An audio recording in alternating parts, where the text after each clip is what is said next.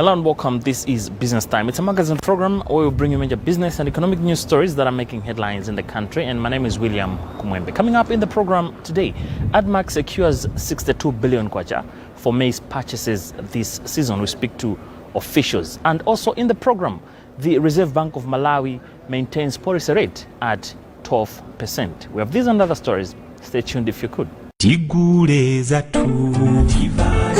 Sinenenje. Nazo mnalimo muno? Ya, ndimatsa kulya rozina ndisina mwali. Mande mwachopata. Sugar, apo tukona nkaka. Umatu masambati ndi mulibe uno. Alamwa kutusa mwali wa masamba. Kaka soti ngati? Amwali. Koma soto ino basket yonse yango dzadza ndi made in Malawi yoka.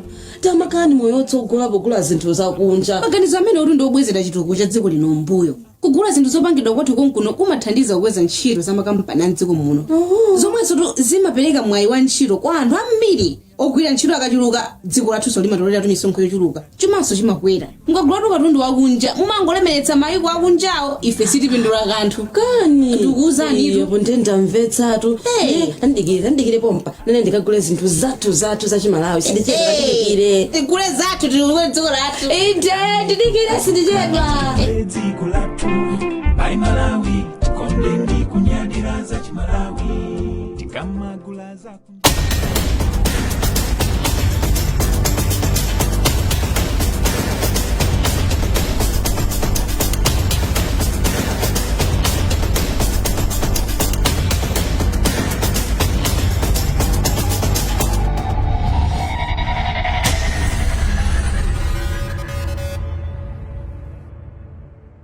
Hello and welcome. This is Business Time, and in our main story in the program today, ADMAC has secured about 62 billion kwacha for purchases of maize this season. About 12 billion kwacha of the amount is a budgetary allocation from the Treasury, and 50 billion kwacha would be sourced from the domestic market as loans from commercial banks. We caught up with Alan Chembegeza, who is Director of Board of ADMAC, for an insight on preparedness of the grain trader in as far as purchases of maize is concerned. We already started buying maize, but we started with the southern region. And as I'm speaking now, we already have close to 2,000 metric tons of maize that we bought. But we're still continuing. For central region and northern region, we started on the 28th. And people are bringing their maize and we're buying at 150 kwacha per kilogram as government directed. We know smallholder farmers, majority of them get up to 2,000 metric tons. So we have decided that for that group of people, we have given them 2 weeks, from today up until the 13th, for them to sell their 40 bags at the market. This will make sure that all smallholder farmers are taken care of. But even if that arrangement is like that, we will still allow them to continue selling. As long as they have maize, we'll buy. Those that have more maize than 40 bags, we have put aside dates for them so that they can also bring their maize. The whole idea is to make sure that we prioritize the smallholder farmers. And later on, we know there are some big farmers in this country that grow maize. We will also give them an opportunity to sell to ADMAC. Fortunately enough, most of our unit marketing officers know the farmers around them that grow maize. So we'll target those farmers to bring their maize to the ADMAC market for sale. And we'll continue to buy up until we mop up all the maize that is available in the country. Okay, for now we have about 12 billion Malawi kwacha that we have received from Treasury, and that's the money we're using to buy the first lot of maize. As soon as we exhaust that funding, we're still getting money from our local banks, which is going to be used by the rest of the maize. So we have adequate resources to mop up all the maize that is available in this country. Yeah, we have set up what we call market committees at each and every market. These committees are made up of the group village headman, the chair of the village development committee. We also have our marketing officer, plus our security people forming that group.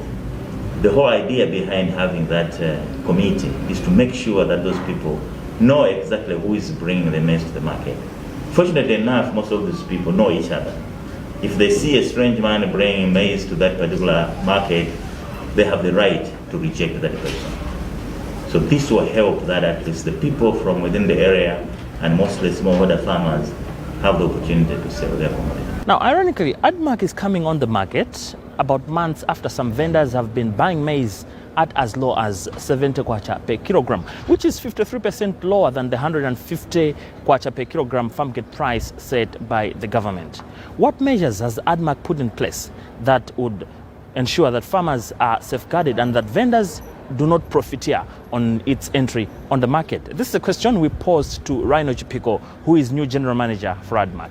Ownership of the whole process of buying and selling maize has been transferred to the committees that the markets have. We call them unit market committees. In these committees, we have a village headman and members of the village development committee, VDCs. And also we have got our own people as officers and security personnel.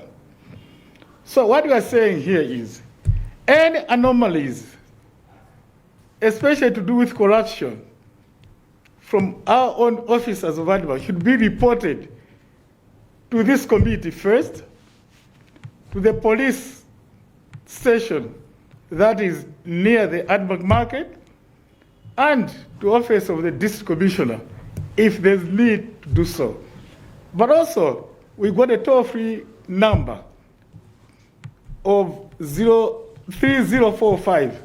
You can dial anytime regarding issues to do with fraud, issues to do with corruption, or even when you think and you have evidence that ADMAC officers are actually sending their relations or relatives to sell maize on priority basis.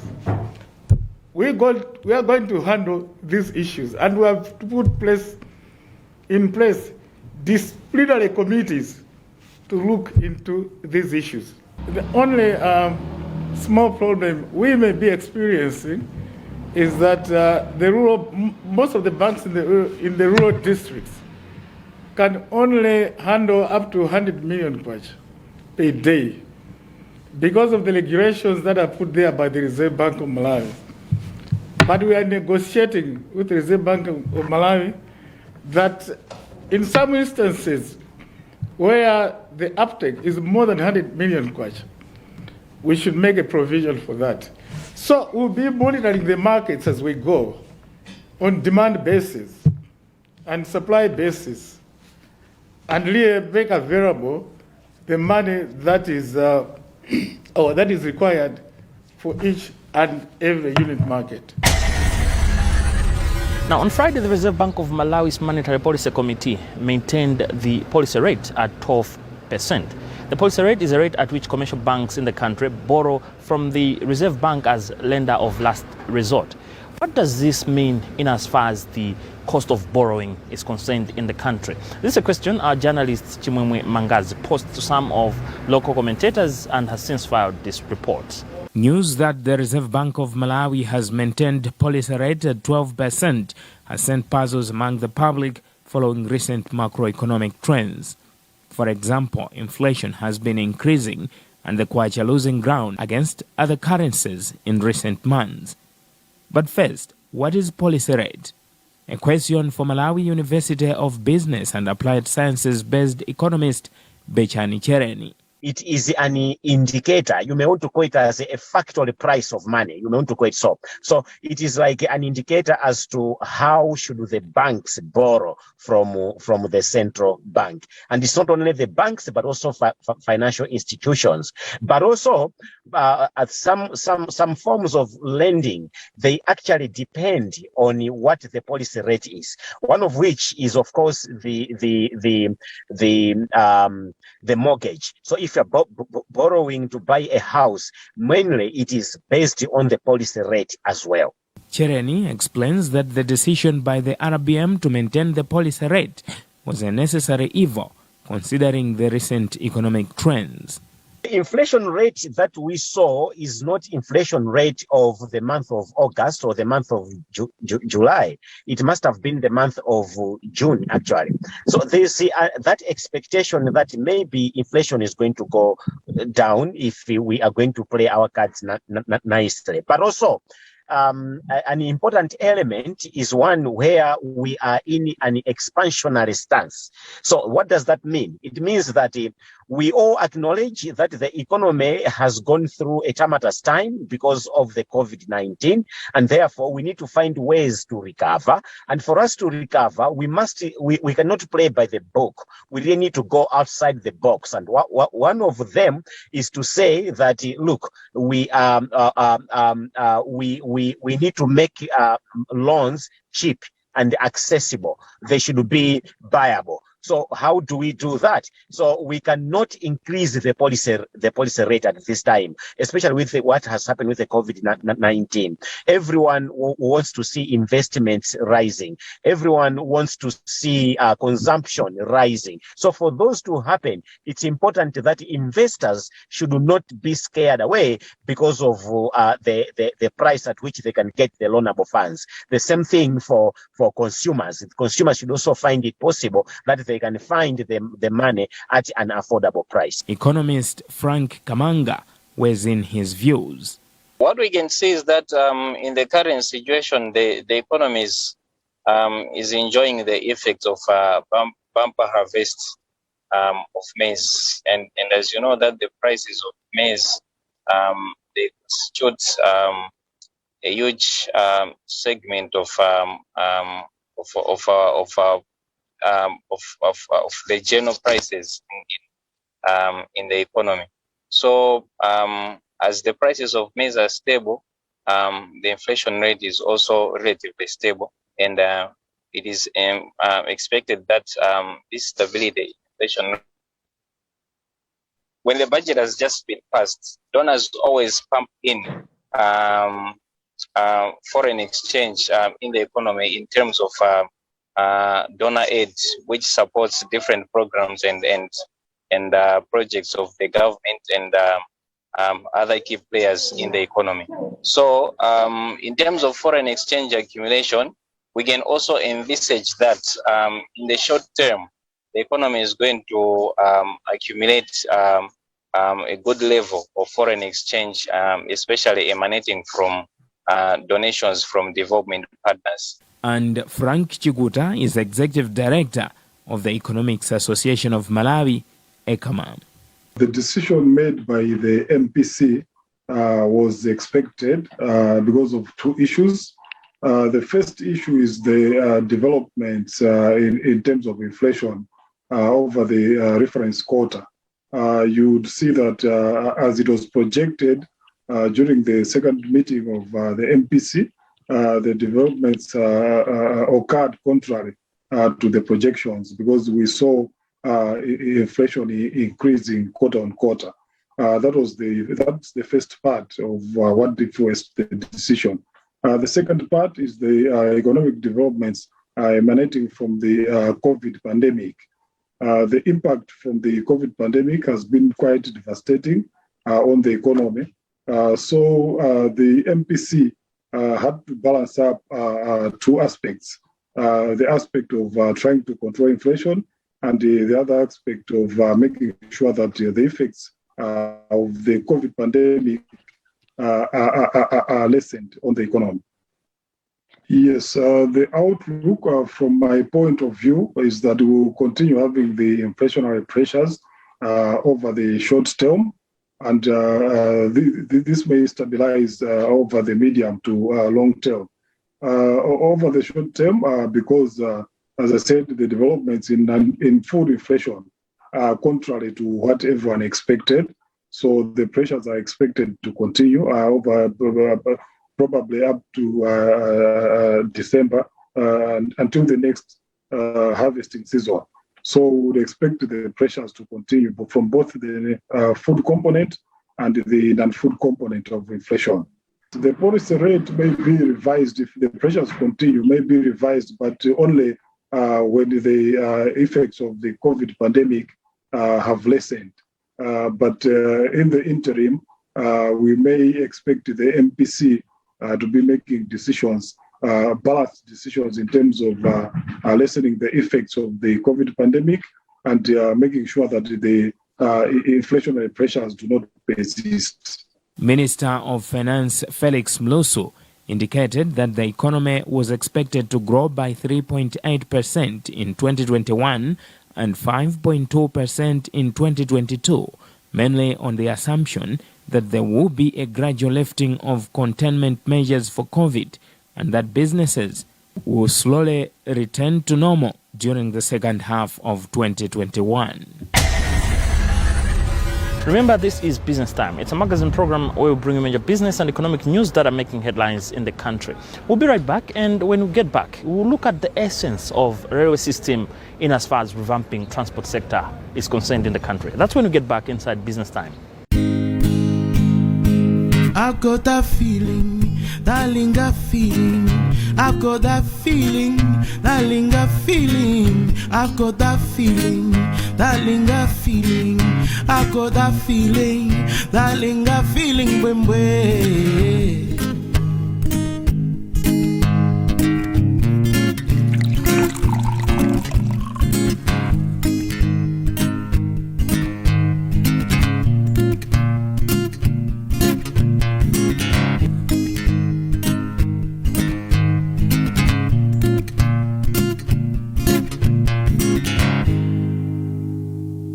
Made from fresh local fruits of mulberry, jambula, rosella, strawberry, plum, white guava, and white peach, and naturally fermented for 1 or 2 years in our cool cellar, comes Malawi's own Linga. Here's to a smooth taste, unsurpassed quality, and distinctive fruit wines. When in Malawi, it has to be Linga.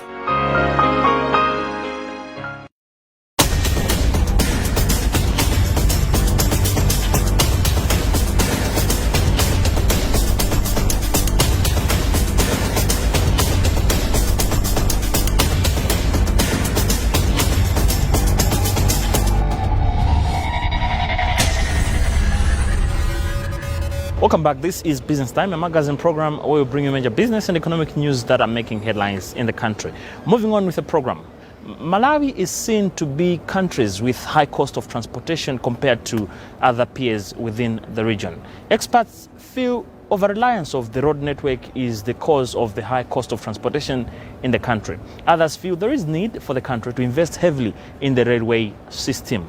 Our journalist, Yamigan Kajaji, has been following trends in the transport sector of the country and has filed this report in as far as what the future holds. A study released by the Japan International Cooperation Agency last month reveals that Malawi's limited transport system remains one of the lowest in the SADC region. As a result, transport costs remain high, averaging $10 per ton in Malawi against an average of $7 in the region. Nakala Logistics Commercial Manager Kennedy Kwerani calls for a more integrated transport structure, which will help contribute significantly towards national development. People tend to think that trucks and rail should be in competition, but they shouldn't. They shouldn't be in a competition. These are complementary transport systems. What I'm saying here is you need to bring over a long distance, you need to bring cargo by rail rather. So from Nakala to Atlanta, I bring the cargo by rail. My rail is not connected in every district in this country. So from here, the trucks need to take from here and redistribute, bring them to Choro, bring them to Manza, bring them to Mangochi, bring them to area. So this is like a distribution point for the trucks. So the trucks need to specialize in short distances, not longer distances. So it's a more like consolidation. Likewise, when we have exports, I'm not going to go to the warehouses with my rail. They have to bring them to the terminal. So it means that we are not in competition, we are complementary. So in that way, it means that we are still serving, because people believe that when you are promoting rail, then it's not business for the road. No, it's actually vice versa. You are complementing each other, because rail cannot operate on its own, neither can road, so they have to operate. And let me also say this, that you are not going to have a situation where 100% of cargo is going to be transported by rail. That's not going to be possible. Even in developed economies, there are still some trucks plying on the roads from the ports to the inland. But what we are saying is just too much. We are seeing that 90% of our cargo are moving by road. So what we are saying is we need to have a fair share, better share for rail. In a recent interview, Vice President Saulos Chilima emphasized that the government is working on reinstating the rail system in the country. There is already cargo that's moving at this stage through Nacala, and that connects into Mozambique. And of course, internally between Limbi and Salima and Lilongwe. But I think the intention is once we upgrade the infrastructure, we can carry a lot more.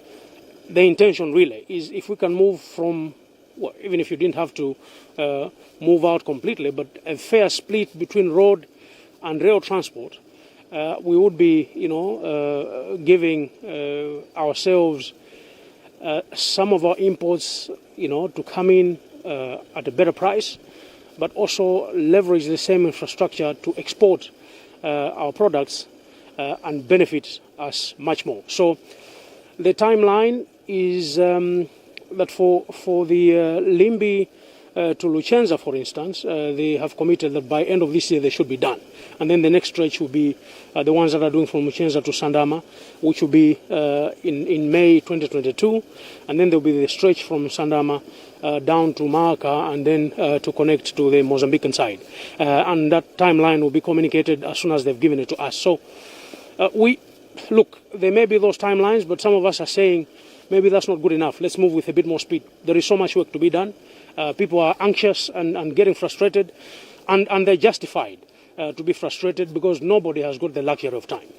In 2020-21 financial year, the government allocated 150.6 billion kwacha to the transport sector.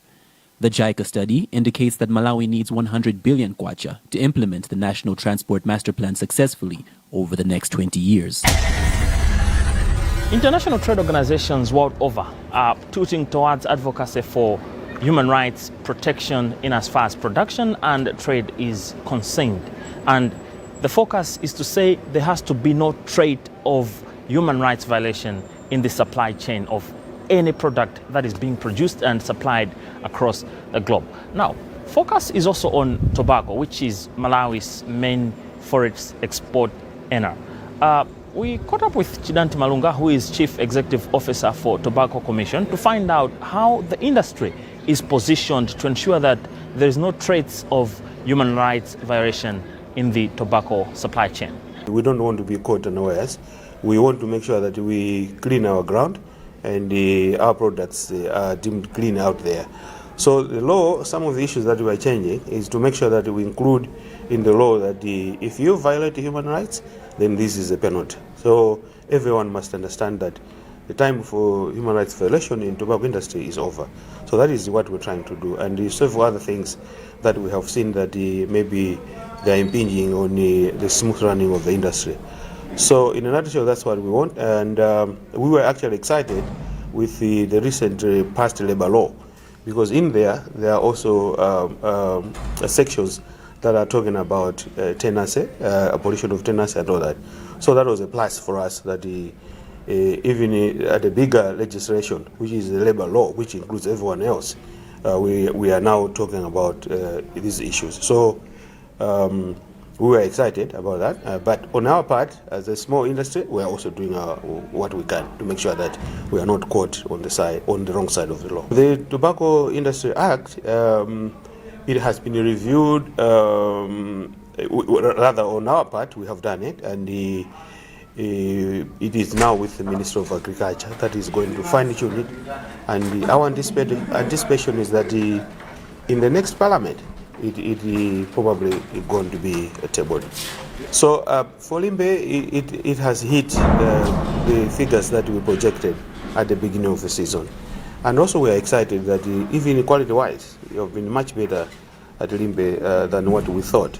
Because in terms of production, Limbe is our smallest market. And we have seen the issues that we complained, people putting materials that are not related to tobacco.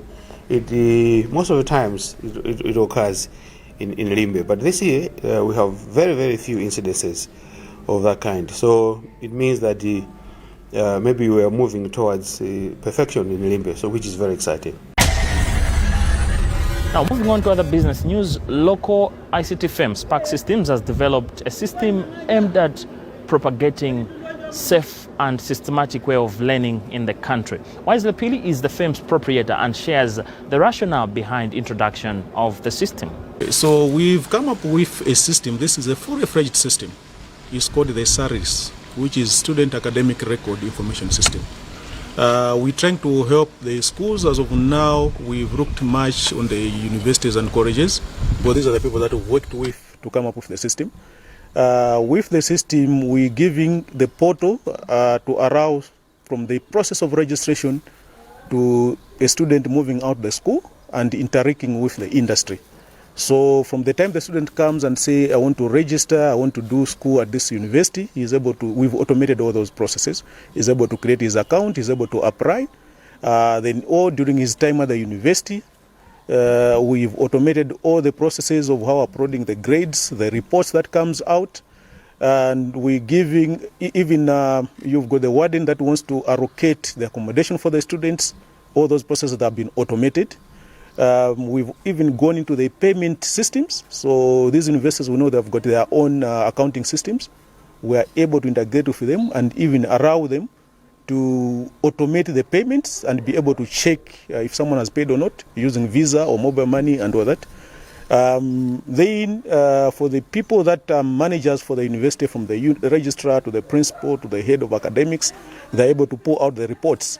So you can pull a report and say, at this institution, who is the best student, how many students passed the exams, how many failed, how many of them they were ladies, how many were male, all those. Well, that story also brings us to the end of today's edition of the program Business Time. It's a magazine program where we bring you major business and economic news stories that are making headlines in the country.